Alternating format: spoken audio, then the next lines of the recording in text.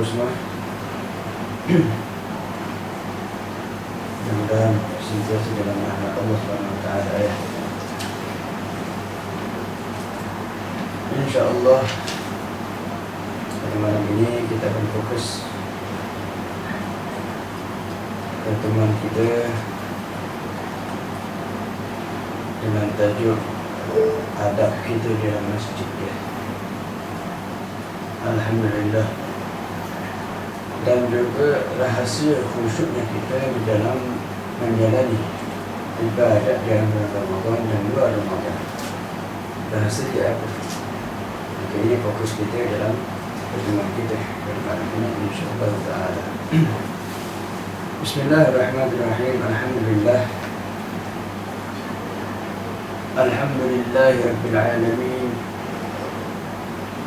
وبه نستعين على أمور الدنيا والدين وأشهد أن لا إله إلا الله إله الأولين والآخرين وأشهد أن سيدنا وحبيبنا وشفيعنا وقرة أعيننا مولانا محمد عبده ورسوله سيد الأنبياء والمرسلين اللهم صل وسلم وبارك وعظم وكرم ومجد على سيدنا وحبيبنا وشفيعنا وقرة أعيننا مولانا محمد وعلى آله وصحبه أجمعين ولا حول ولا قوة إلا بالله العلي العظيم. سبحانك لا علم لنا إلا ما علمتنا إنك أنت العليم الحكيم. رب اشرح لي صدري ويسر لي أمري واحلل عقدة من لساني يفقهوا قولي. اللهم ارزقنا فهم النبيين وحفظ المرسلين وإلهام الملائكة المقربين. اللهم اغفر بالعلم وزدنا بالحلم وأكرم بالتقوى وجملنا بالعافية برحمتك يا أرحم الراحمين. أما بعد فإن أصدق الحديث كتاب الله وخير الهدي هدي محمد صلى الله عليه وسلم وشر الأمور محدثاتها وكل محدثة بدعة وكل بدعة ضلالة وكل ضلالة في النار أو كما قال صلى الله عليه وعلى آله وصحبه وسلم. Tuan-tuan dan perempuan, para sahabat, rakan-rakan, hadirin dan hadirat yang bersama kita dalam pertemuan kali ini, senantiasa kita memohon kepada Allah Subhanahu Wa Taala berada dalam maghfirah, di dalam ridhanya Allah, di dalam penjagaan Allah Subhanahu Wa Taala. Sebagaimana kita berada di dalam fasa kedua di dalam bulan Ramadan ini, yaitu fasa maghfirah, keampunan Allah Subhanahu Wa Taala dibuka luas untuk mereka orang-orang yang cerdas mengambil kesempatan ini untuk memperbanyak bertaubat kepada Allah dan memohonkan keampunan kepada Allah Subhanahu Wa Taala. Maka kita diberikan kesempatan ini, kita bersyukur. Tidak ada hal yang lebih menggembirakan Allah Subhanahu Wa Taala daripada seorang hamba senantiasa kembali meminta bersungguh-sungguh agar supaya dia diampuni dosa. Itu cukup untuk menggembirakan Allah Subhanahu Wa Taala, dan tidak ada juga perkara yang sangat menggembirakan Allah Subhanahu Wa Taala daripada seorang hamba, daripada dia menghargai apa yang telah Allah tawarkan kepada dia. Di dalam fasa kedua dalam bulan Ramadan ini, Allah menawarkan dosa-dosa kita untuk diampuni.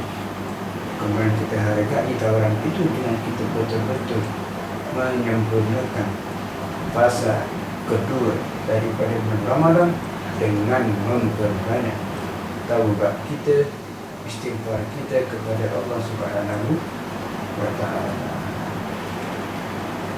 Maka pada malam ini fokus kita di dalam tajuk adab kita di masjid. Oleh kerana kita dengan kesempatan ini banyak berada dalam masjid, lelaki dan perempuan tentunya. Ya. Perlu kita ketahui bahawa setiap perkara yang kita lakukan itu dia punya protokol dia ada sistem dia.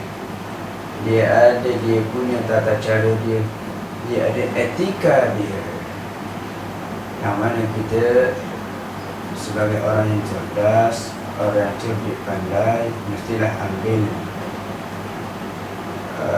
ruang itu untuk kita menyempurnakan ibadat kita. Apalagi ibadat yang kita lakukan itu berkaitan dengan masjid. Di dalam masjid,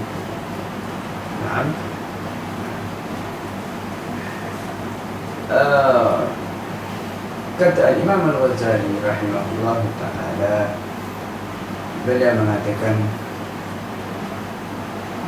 umpama adab itu adalah seperti garam yang kita letakkan di dalam roti, masuk di dalam roti, di dalam tepung. Kalau ilmu itu ialah tepung, sekiranya kita menguli tepung tanpa kita meletakkan rasa, yang mana rasa pada dalam hal ini adalah garam. Kalau kita tidak meletakkan garam di dalam tepung itu, maka apa yang akan kita rasa daripada tepung yang kita beli itu? Kemudian kita goreng ataupun apalah yang kita lakukan dengan tepung itu, kita buat roti contohnya, apa yang kita rasa? Hambar dia punya rasa dia. Okey, hambar, tidak ada rasa.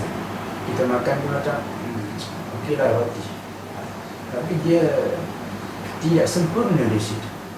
Maka adab diibaratkan, diumpamakan oleh Al-Imam Al-Ghazali rahimahullah sebagai garam.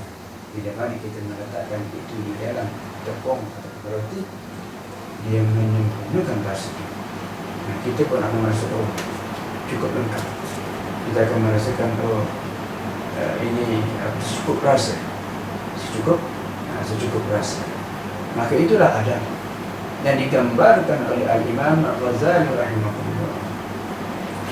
Adapun masjid datang daripada manakah sejarah nama masjid ini? Kita akan bahas satu persatu untuk kita membuka minda kita, supaya kita menganggap, kita melihat masjid itu adalah tempat yang penuh kemuliaan, kesempurnaan, keberkatan, rahasia, penuh wibawa dan karisma masjid itu, sehingga kita tidak sembarangan masuk ke dalam masjid dan melakukan perkara yang ikut suka hati kita. Maka sejarah nama masjid ini diambil daripada perkataan bahasa Arab sajada yasjudu sajadan, tempat kita sujud. Maksud kita sujud itu kita menyembah Zat yang maha agung, yang berhak untuk disembah. Kalau kita tunduk kat dia tu, dia adalah Zat yang layak disembah, bukan Zat selain daripada dia. Jika kita menyembah selain daripada dia, maka kita telah melakukan syirik. Maksudnya kita menyekutukan dia. Kita percaya dekat dia, kita beriman dekat dia, tapi dalam waktu yang sama kita menyembah yang lain. Inilah yang dilakukan oleh orang musyrikin. Sebab itulah mereka kafir Quraisy, musyrikin dulu, mereka dipanggil sebagai musyrikin Quraisy. Ya, keturunan Quraisy, bangsa Quraisy yang musyrik. Dia menyekutukan Allah, menduakan. Maka masjid ini dinamakan masjid kerana diambil daripada perkataan sajadah, sin, jim dan dal, yang bermaksud sujud. Siapa yang sujud? Orang yang ditugaskan, orang yang dibebankan ke atas dia untuk sujud. Siapa itu? Itulah kita sebut sebagai mukallaf. Siapakah orang yang mukallaf? Kita semuanya berakal, balik, Islam. Itu syarat mukallaf. Kemudian masjid adalah kata nama tempat daripada perkataan sujud. Kalau perbuatan, kita panggil perbuatannya adalah sujud. Orang yang sujud kita panggil adalah orang yang sujud lah. Kalau bahasa Arab kita sebut sajid, orang yang sujud. sajid. Kalau tempat sujud kita sebut masjid. Alat untuk kita guna untuk sujud, alat kita guna untuk sujud kita sebut misjad. Misjad. Kalau tempat untuk kita sujud kita sebut masjid. Itu dia.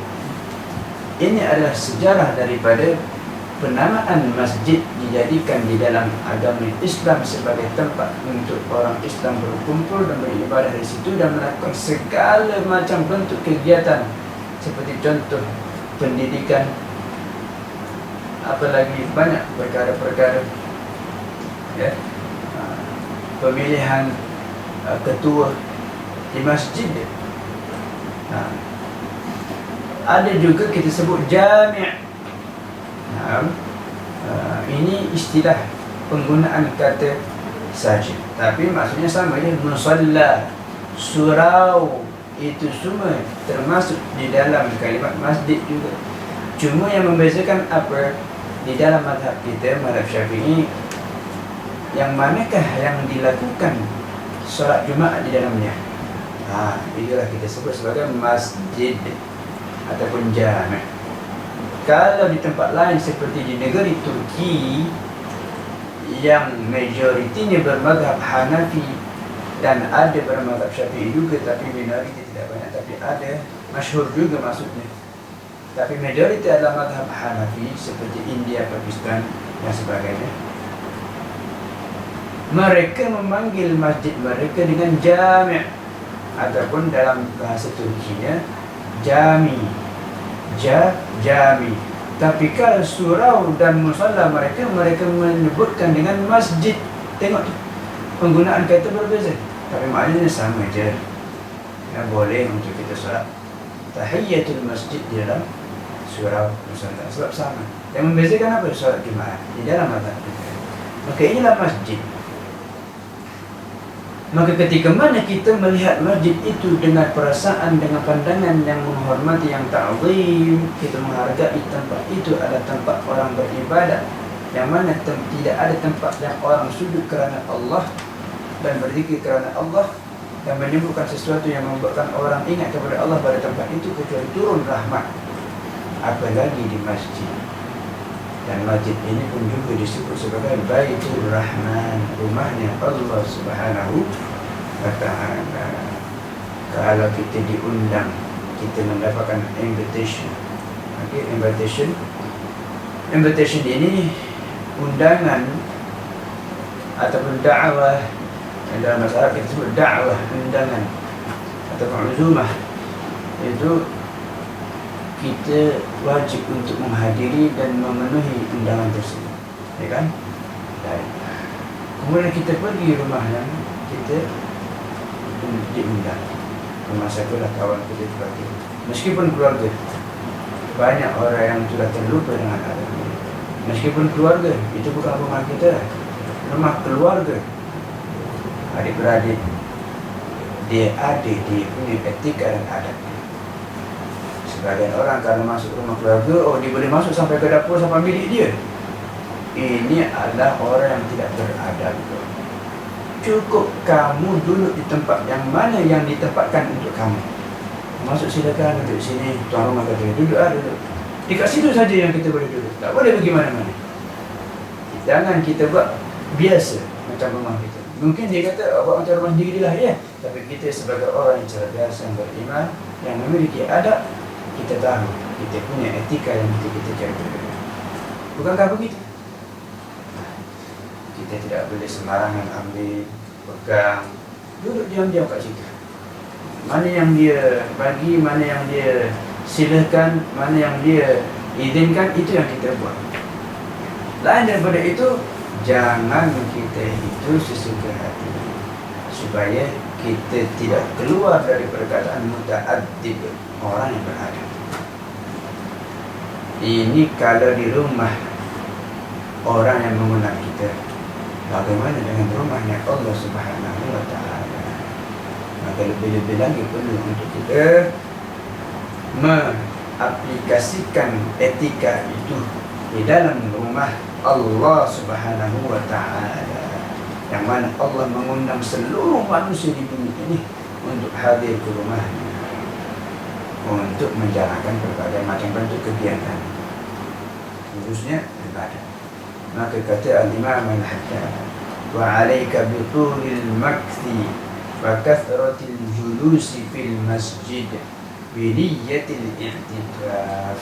Bi niyyatil i'tikaf, perlu untuk kita lama-lama duduk di dalam masjid dengan niat i'tikaf.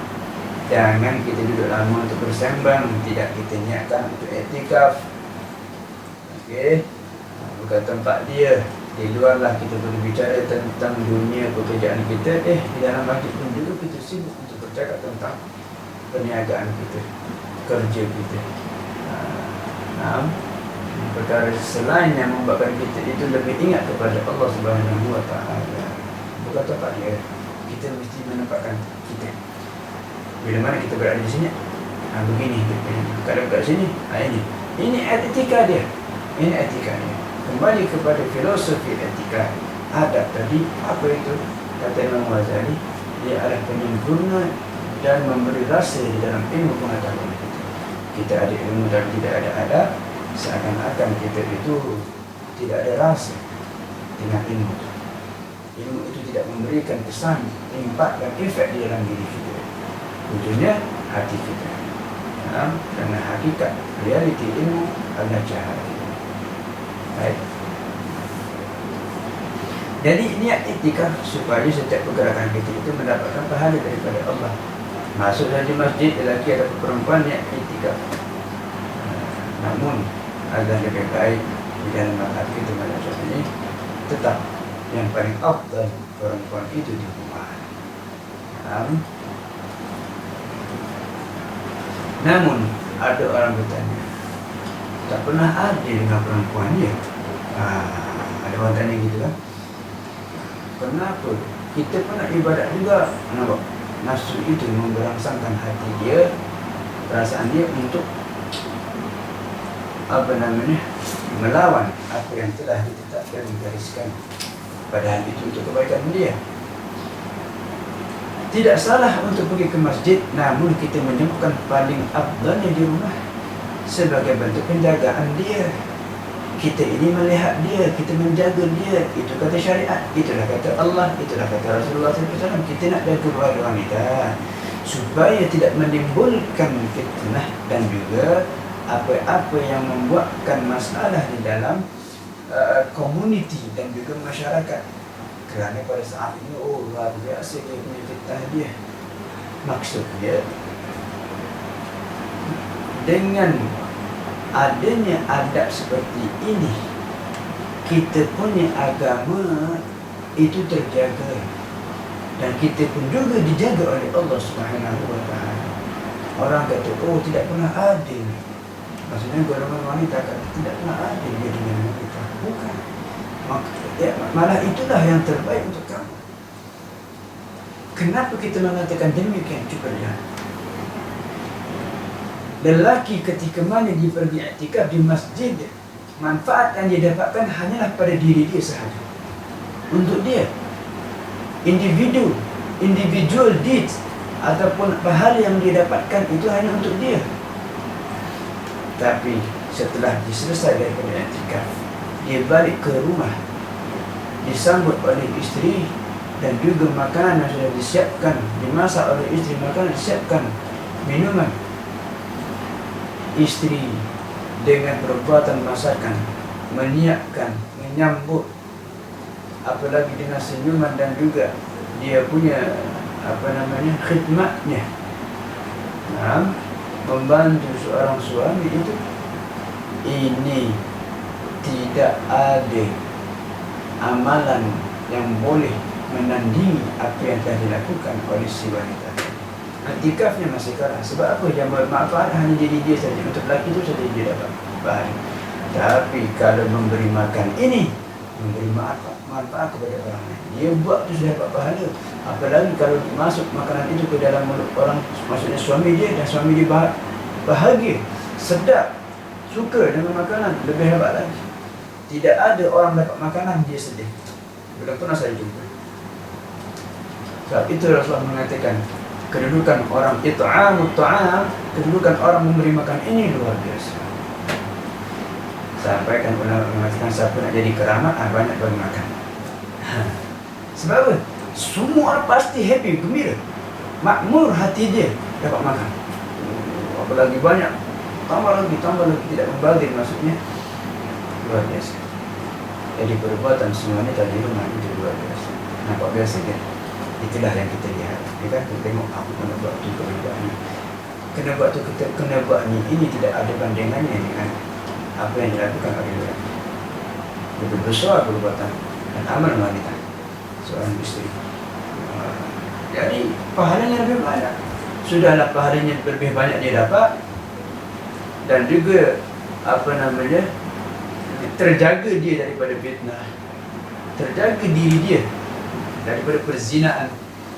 Nah, itu kita mesti lihat di situ. Beginilah wanita yang cerdas. Wanita yang cerdas. Kenapa mesti kita banyak-banyak di masjid? Kata Imam Haddad, fa innal masajida buyutullah wa ahabbul baqa'i ilaihi. Kerana masjid merupakan rumahnya Allah dan tempat yang paling dicintai oleh Allah itu adalah masjid.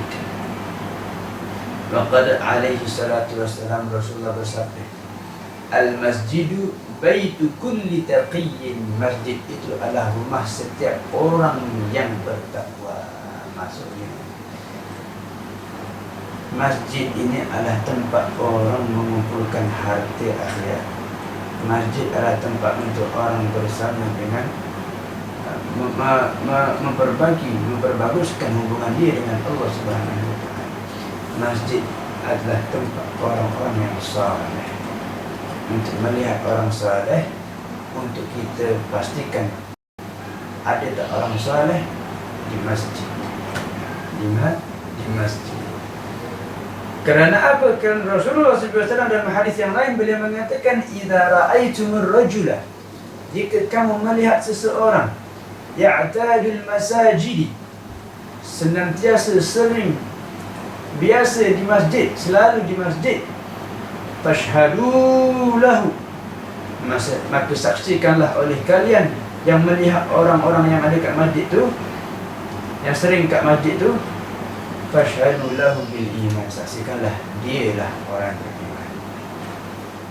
Ini kata Rasulullah. Okey, kata Rasulullah sallallahu alaihi wasallam. Allah berfirman, wa qala Allah Ta'ala, innama ya'muru masajidallah man amana billahi wal yawmil akhir.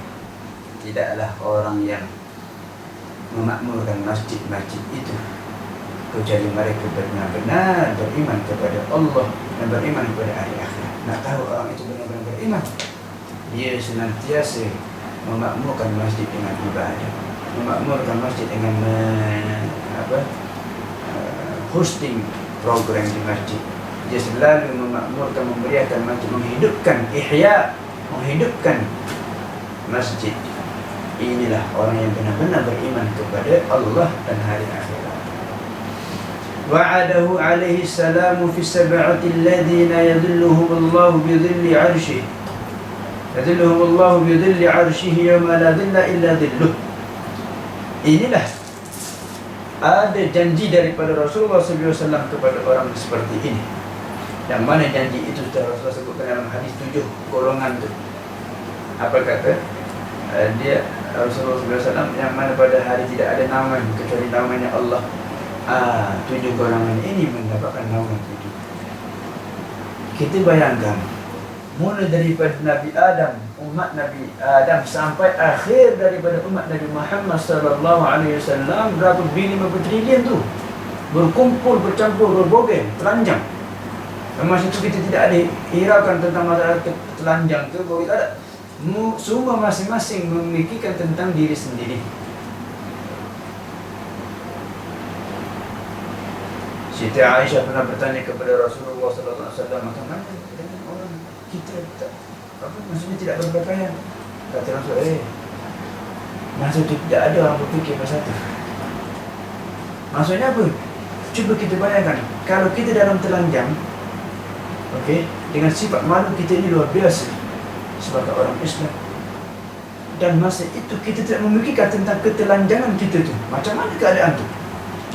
Situasi itu sangat mengerikan, sangat kacau balau, sangat jam, zahmah. Orang sibuk cari siapa yang boleh tolong dia. Masa tu semua orang akan sedar, oh ini punya hakikat kehidupan. Di situlah segala janji-janji yang diberikan. Kembalilah aku balik ke dunia, kembalilah balik aku. Tak ada. Sudah tidak ada lagi penyesalan yang diterima pada ketika itu. Ya kan? Ada manfaat banyak lah kita baca tu. Kembalikanlah aku satu saat di dunia. Nescaya aku akan minta pengampunan. Nescaya aku akan infak. Nescaya aku akan berzakat. Nescaya aku akan bersedekah. Nescaya aku akan solat. Kata Allah, benda mana ni? Pada tiga nanti gitu kan. Masa aku bagi dulu mu, baru lebih kurang je. Sekarang bergelimpangan, minta-minta. Tak ada. Jadi siapa yang mendapatkan makna ini? 7 orang. Antaranya kata Rasulullah, wa rajulun qalbuhu mu'allaqun bil masjid. Orang muda, termasuk juga orang-orang lain lah. Orang yang bukan muda, sebab apa? Orang tua dia pun pernah muda juga. Nah, saya sendiri pribadi melihat. Jadi orang yang hatinya sentiasa terta'alluq, bergantung, ada hubungan kuat dengan rumah Allah, iaitu masjid. Idza kharaja minhu hatta ya'uda ilaihi. Keta'allukan dia, kebergantungan dia, keterikatan hatinya dia dengan masjid tadi itu, sehingga dia keluar kembali balik masih terikat. Bila dia keluar daripada masjid, tidak menghilangkan, tidak melupakan hubungan dia dengan masjid. Maksudnya dia sentiasa masjid ini aku sentiasa ada hubungan dengan masjid. Ada hubungan khusus, ada hubungan istimewa dengan masjid. Dia keluar daripada masjid sekalipun masih ingat, sampai dia kembali balik ke masjid. Begitu terus, tidak terputus. Orang ini akan mendapatkan perlindungan daripada Allah Subhanahu wa taala. Pada hari tidak ada perlindungan kecuali perlindungannya Allah Subhanahu wa taala. Perih dan perih yang sangat mengerikan situasi kondisi pada saat hari dikumpulkan manusia. Itulah disebut padang mahsyar. Padang luas mahsyar, tempat dikumpulkan. Hasyara yahsyuru, mengumpul. Perbuatan dia mengumpul. Okey. Tempat berkumpul mahsyar. Kenapa disebut tempat berkumpul mahsyar? Kerana hasyara yahsyuru, berkumpul. Nah, berkumpul di mana? Biasanya perkataan hasyara yahsyuru, berkumpul ini dimaksudkan di tempat yang lapang. Maka digunakanlah mahsyar, tempat berkumpul orang-orang di tempat yang lapang, dijadikan nama mahsyar. Digunakanlah dalam agama kita dengan kata mahsyar. Itulah ada usul kata mahsyar. Macam-macam orang masa itu, ada yang berjalan begitu, ada yang berjalan begitu.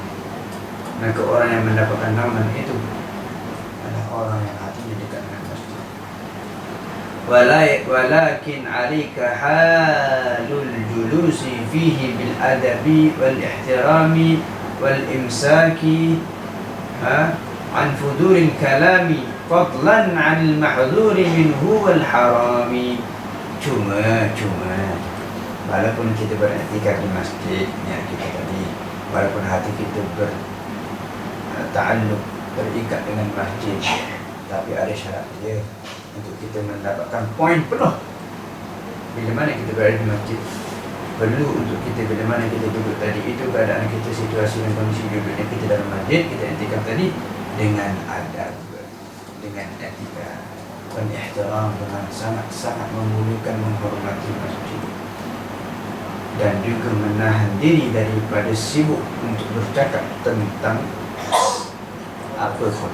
Maksudnya sibuk untuk bercakap, sibuk untuk bersibuk untuk bercakap.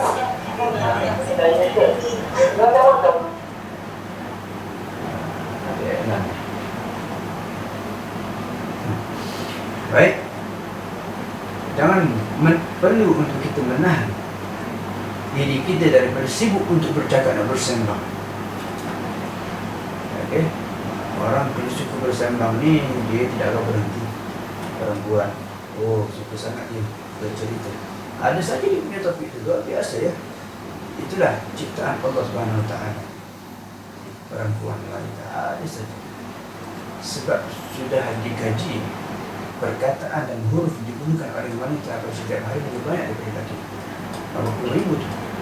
Tapi kalau dia mampu untuk menahan daripada hal itu, maka dia adalah perempuan yang cerdas dan perempuan yang benar-benar beriman dan sangat menghormati masjid Allah Subhanahu Wa Taala.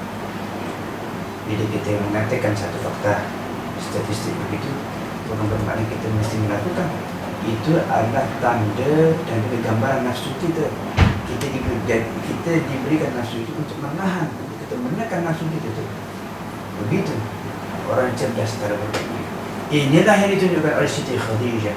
Inilah yang ditunjukkan oleh Siti Aisyah. Inilah yang ditunjukkan oleh Ummahatul Mukminin, ibu-ibu orang Islam, istri-istri Rasulullah SAW, yang merupakan wanita contoh dan wanita yang cerdas seperti kita tiru. Lelaki pun meniru akhlak istri-istri Rasulullah SAW. Itu dia kata mesti menahan diri daripada sibuk untuk bercakap dalam masjid, apalagi tentang perkara yang haram. Oh, lebih lagi, apa lagi? Tak boleh. Baik.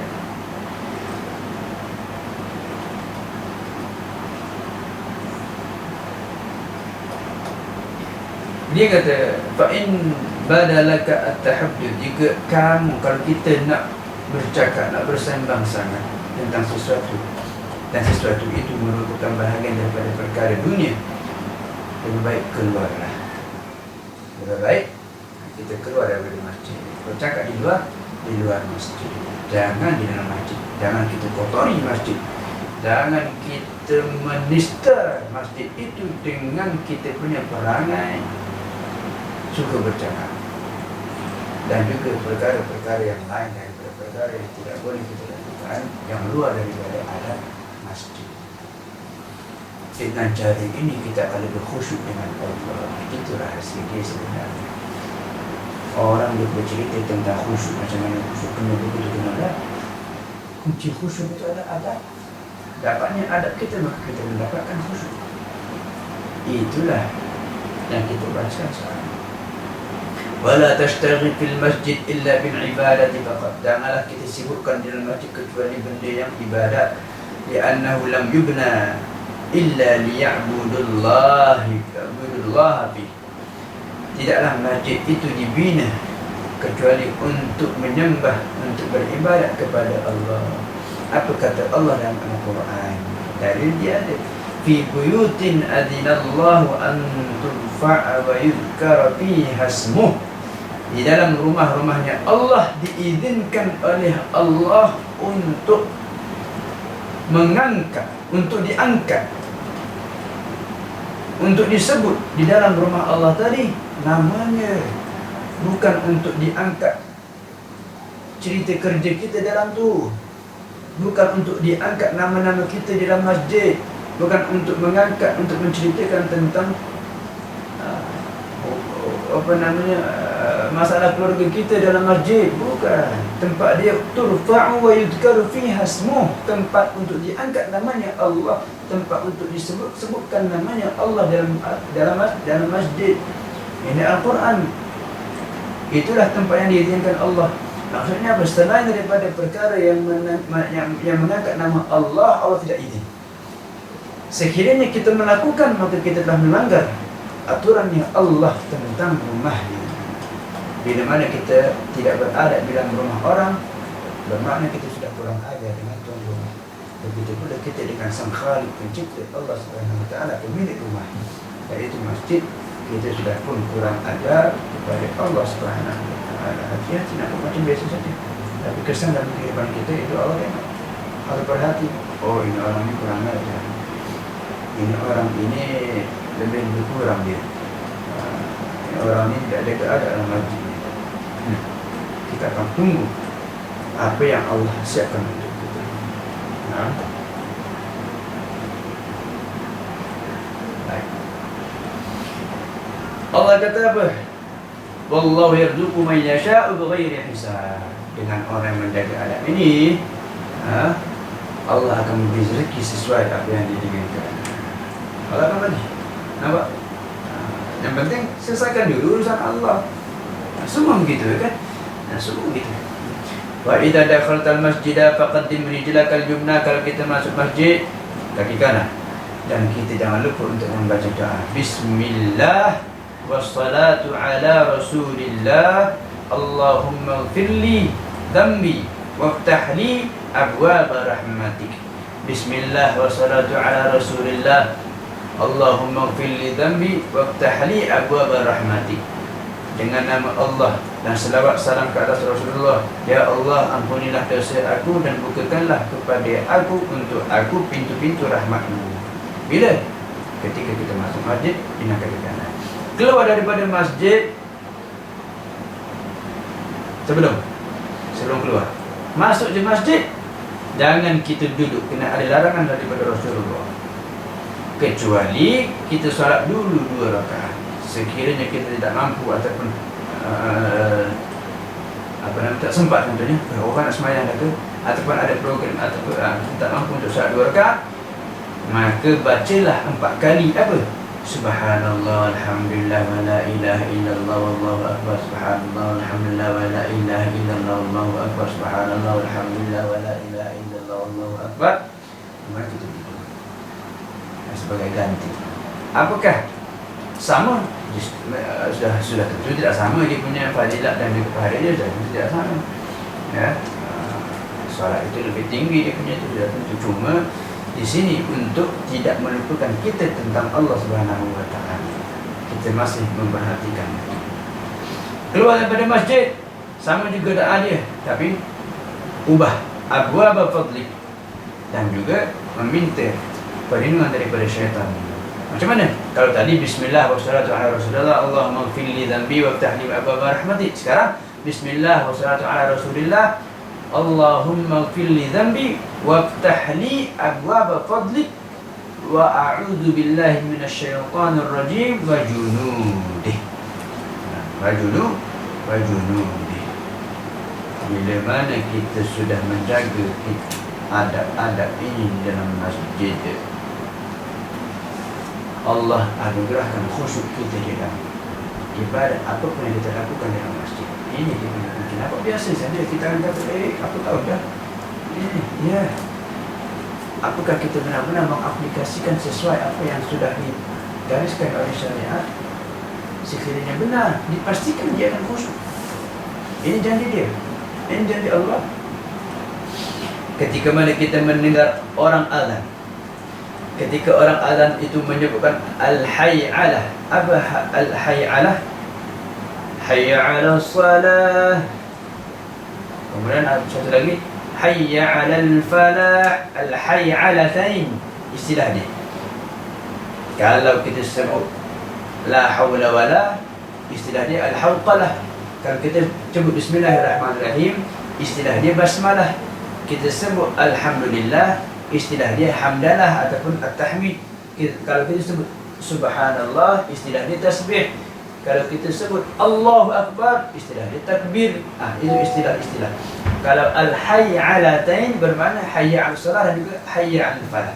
Bila kita dengar orang azan sebut al-hayy 'alas salah, hayya 'alal falah, jawapan dia apa? La haula wala quwwata illa billahil 'aliyyil 'azim. Semua orang tahu. Tapi bagaimana dengan orang yang menyebutkan taswib? Apa itu taswib? Ketika mana azan subuh, as-salatu apa? As-salatu khairum minan naum. Kita nak jawab apa? Syariat mengajarkan kita menjawab sadaqta wa barakta. As-salatu khairum minan naum. Sadaqta wa barakta. Itu jawaban dia. Setelah kita selesai dengar azan, kita jawab azan semua sampai terakhir la ilaha illallah, ya kan? Kemudian sambung dengan salawat kepada Rasulullah. La ilaha illallah Muhammadur Rasulullah sallallahu alaihi wasallam. Allahumma rabb hadhihi ad-da'wati at-tammah was-salati al-qa'imah. Ati sayyidina Muhammadan al-wasilah wal-fadilah wasyarafa wad-darajat al-'aliyah ar-rafi'ah wa ba'ath maqam mahmudan alladhi wa'adta innaka la tukhlifu al-mi'ad. Rabbi ighfirli wa liwalidayya, Rabbi ighfirli wa liwalidayya, Rabbi ighfirli wa liwalidayya, Rabbi ighfirli wa liwalidayya, Rabbi ighfirli wa liwalidayya warhamhuma kama rabbayani shaghira. Jangan ditinggalkan, kerana ini memberi manfaat kita pada hari akhirat nanti. Di dalam isi doa ini kita minta kepada Allah agar sentiasa mengangkat derajat Rasulullah SAW, sebagaimana derajat kedudukan Rasulullah diangkat. Waktu diangkat duduk di jabatan yang paling tertinggi, jawatan tertinggi, dia mampu untuk memberi kita syafaat dan juga pertolongan untuk kita boleh masuk syurga bersama. Itu tujuannya, jangan tinggalkan. Antara sebab kita mendapatkan syafaat Rasulullah dengan tidak meninggalkan doa setelah azan. Ini ucapan guru-guru kita, termasuk Al-Imam Al-Haddad ini. Mereka mengambil dari Al-Imam Al-Haddad. Perbanyakkanlah doa antara azan dan juga yang qiyamah. Di dalam bulan Ramadan ini lebih hebat lagi. Apalagi sekarang ini Allah telah membuka maghfirah, pintu pengampunan kepada kita. Sebab itu kita baca tajuk ini pada malam ini. Sebab inilah malam yang mana kita ini perlu memperbanyakkan doa, kerana rahasianya di situ. Okey, rahasianya Allah di situ. Di dalam bulan Ramadan ini banyak dia punya poin-poin untuk apa? Tempat-tempat dikabulkan doa.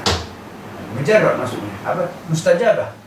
Ad-da'awat al-mustajabah, doa-doa yang mustajab itu banyak di bulan Ramadan, tidak ada di bulan-bulan lain. Sebab itu perbanyakkan doa. Saya ingatkan kembali bila mesti kita berdoa, itu antaranya. Nah, baik. Maka kita mesti di dalam proses ini jangan sampai kita lupa untuk betul-betul menjaga hati kita ketika mana kita beribadah lillahi ta'ala. Jangan buat untuk orang melihat dan sebagainya. Baik, jadi kata dia, jagalah sunat rawatib sebelum fardu, setelah fardu. Tengok, subuh sebelum subuh, zuhur sebelum zuhur 4 rakaat, setelah zuhur 2 rakaat, kemudian selepas maghrib 2 rakaat, selepas isyak 2 rakaat, 12 rakaat. Ini muakkadah yang dituntut. Adapun yang tidak dituntut, silakan juga buat. Okey. Dan waspadalah kita daripada bermalas-malasan meninggalkan salat rawatib. Kerana salat rawatib ini lebih tinggi kedudukan dia daripada salat tarawih. Sebab itu, kalau setelah kita salat isyak, jangan tinggal salat rawatib, salat ba'diyah isyak. Mesti selesaikan dulu benda yang lebih afdal untuk kita lakukan, benda yang lebih kurang daripadanya kedudukan dia. Untuk kita salat sunat, mesti selesaikan dulu yang fardu.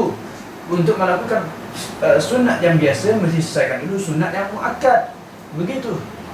Jangan salah sistem kita dalam beribadat. Sebab itu kita kurang khusyuk, kerana kita tidak memerhatikan adab dan juga sistem dan juga dia punya kedudukan.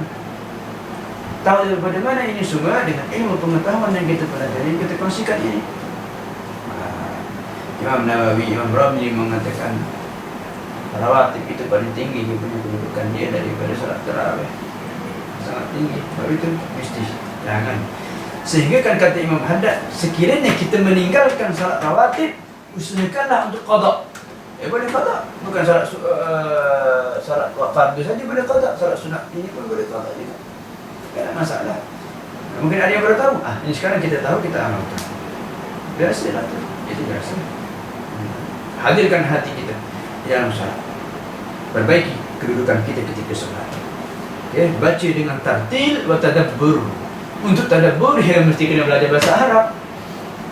Ya. Paling kurang kita ambil terjemahan Quran tu kan. 2 rakaat ni kita nak baca surah apa? Kita baca dulu. Ini baru cerdas, baru hebat. Betul? Ini orang Islam. Orang Islam itu luar biasa ya.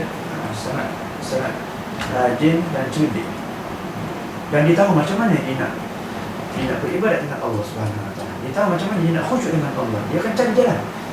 Jadi kita nak baca surah Qul ya ayyuhal kafirun dan juga surah Al-Huwaqqah.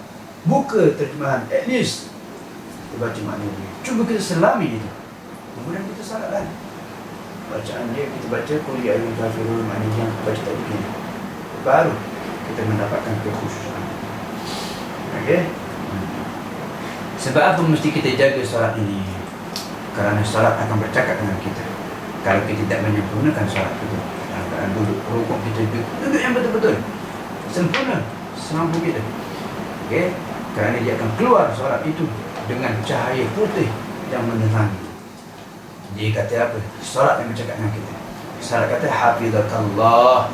Mudah-mudahan Allah menjaga engkau kama hafidtani, seperti mana engkau menjaga aku. Maksudnya apa? Kita menjaga solat. Solat bercakap dengan kita. Wa illa kharajat, jika mana kita tidak menjaga kesempurnaan solat tadi, maka dia akan keluar sauda'an mudlimatan, dia akan mengeluarkan bukan cahaya tapi kegelapan. Macam mana dia kata kegelapan tadi? Kegelapan itu adalah solat yang kita tidak jaga. Solat yang kita tidak jaga dengan kesempurnaan itu, dia akan datang dalam bentuk kegelapan. Dia datang dekat kita, dia akan bercakap. Dia kata apa? Taqul. Dia mengatakan Daya'akallah, mudah-mudahan Allah mensia-siakan kamu, mudah-mudahan Allah menyempitkan kamu. Kama daya'tani, seperti mana engkau menyempitkan aku. Seperti mana engkau menyempitkan mensia-siakan aku. Tengok, solat ini ada hak dia yang mesti kita selesaikan. Kita akan mendapatkan kekhusyukan tadi. Ini rahsia. Al-Imam Al-Hasan Al-Basri rahimahullah mengatakan, kullu salatin la yahduru fiha al-qalbu fahiya ila al-uqubati asra. Setiap solat yang kita tidak hadir di dalam solat itu, maksudnya hati kita tidak hadir dalam solat, kita khayal ke mana-mana, ketahuilah solat yang kita solat tadi itu menuju kepada dosa dan juga azab lebih cepat. Solat dapat dosa, solat dapat azab. Ya. Sebab apa? Kata Hasan Al-Basri, sebab orang ini tidak memerhatikan dia punya solat. Tidak hadirkan hati dia, sibuk fikir kepada lain, pergerakan bacaan semua tidak ada. Kerana itu solat ini tempat dia mendapatkan azab daripada Allah dan dosa daripada Allah. Asra', lebih cepat dia dapat dosa dan azab daripada Allah Subhanahu Wa Taala. Sebab apa? Solat yang tidak hadir hati dia, maka inilah yang kita. Apa itu? Ilan uqubati asra', cepat daripada sebelumnya, lebih cepat azab dosa yang didapatkan daripada perbuatan tidak hadirnya hati dia di dalam solat. Maka hati-hati ya, solat kita ini ada haknya mesti kita. Begitu pula apabila kita ingin menjadi imam, selalu saya sampaikan, kita menjadi imam solat fardu, apalagi solat sunat, jangan kita sibuk untuk baca lama-lama kononnya nak tunjuk kita ini ada bacaan yang bagus dan hafalan yang bagus. Bukan tempat dia. Tempat dia untuk lama-lama bila kita solat sendiri pada waktu malam. Menjadi imam khafif, ringankan untuk umat. Jamaah di belakang. Sebab itulah bila kita punya pegangan, pedoman kita, ketika menjadi imam adalah ila takhfifil mandubi ilaihi imam, untuk meringankan yang dianjurkan untuk imam agar melakukannya. Di dalam hadis Rasulullah SAW tentang kejadian peristiwa Mu'adz bin Jabal radhiyallahu anhu, wa huwa annahu amma qauman fa aqala alaihim jiddan, ketika mana Mu'adz bin Jabal menjadi imam, dia melama-lamakan betul, sampaikan ada jamaah pergi dekat Rasulullah mengadu. Apa kata Rasulullah? Afattanun ya anta ya Mu'adz, afattanun anta ya Mu'adz, apakah engkau ini ingin menjadi tukang fitnah sehingga menyebabkan orang lari daripada salat, sehingga orang jadi malas sudah untuk salat sebab lama-lama. Iqra' bisabbihil a'la, bacalah sabbihil a'la, sabbih isma rabbikal a'la, surah yang pendek. Kata Rasulullah, jangan panjang-panjang baca. Baca yang pendek. Wasyamsi wa duhaha wal laili idza yakhsha. Surah-surah itu baca. Maksudnya surah lazim kalau kita ni orang Melayu. Bila menjadi imam, maka jadilah imam yang cerdas, bukan imam untuk menunjukkan suara dan juga hafalan kita. Maka apa namanya? Rasulullah SAW diriwayatkan akhir salatnya Rasulullah SAW yang Rasulullah salat bersama jamaah bersama sahabat adalah salat maghrib. Rasulullah baca surah apa? Surah Al-Mursalah. Tak panjang. Maka mudah-mudahan wallahu yahdi man yasha'u ila siratal mustaqim. Allah lah yang memberi hidayah kepada siapapun untuk didapatkan ke jalan yang lurus. Maka mudah-mudahan kita mendapatkan hidayah ini daripada Allah Subhanahu wa taala dengan kita menjaga etika-etika ini. Kuncinya itulah khusyuk. Kita nak mencari khusyuk kan, supaya kita menikmati kita punya ibadat itu kan. Apa tadi? Etika kita dengan Allah, etika kita dalam masjid, etika kita dalam solat. Ketika itulah kita akan mendapatkan khusyuk. Kalau kita tidak sibukkan ibadat kita dengan perkara selain daripada Allah, ya, kita khusyuk. Itulah dia realiti khusyuk. Ya, tak perlu kita nak sampai banyak pembahasan tentang khusyuk kita mendengar, tapi entah ke mana-mana saya mendengar, menyebabkan orang lebih sulit untuk memahami dan menyebabkan orang jadi susah untuk dia itu mendapatkan khusyuk kerana pembahasan yang sangat panjang tentang khusyuk. Subhanallah, kenapa begitu? Kenapa menyusahkan umat untuk memahami tentang khusyuk, sedangkan realiti khusyuk itu ada pada adabnya. Ketika mana kita jadikan adab itu sebagai kunci untuk mendapatkan khusyuk, ya akan terbuka pintu khusyuk tadi itu dalam solat dan juga zikir kita. Sebab apa? Kita tidak sibukkan benda lain dan kita fokuskan hanya Allah. Okey, itulah yang Allah izinkan dalam rumahnya, bukan daripada perkara lain yang diangkat nama Allah, yang disebutkan Allah di dalam masjid. Ini bukan selain daripada itu, maka kita mendapatkan khusyuk. Wallahu a'lam bishawab.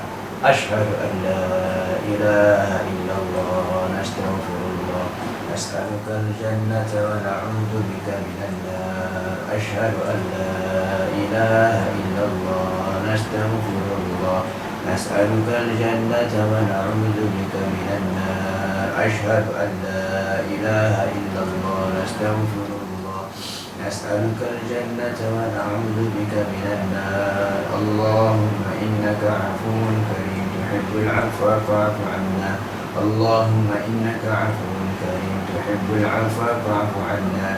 Allahumma innaka 'afuwun karim tuhibbul 'afwa fa'fu 'anna ya karim. Allahumma inna nas'aluka ridhaka wal jannah wa na'udzu bika min sakhatika wan nar. Nawaitu sawma ghadin an adai fardhi Ramadan hadhihi sanah lillahi ta'ala. Itu lagi insyaallah. Wallahu a'lam bishawab. Wassalamualaikum warahmatullahi wabarakatuh. Waalaikumsalam warahmatullahi wabarakatuh. Syukur Ustaz. Sama-sama. Jazakumullah khair. Jazakumullah khair.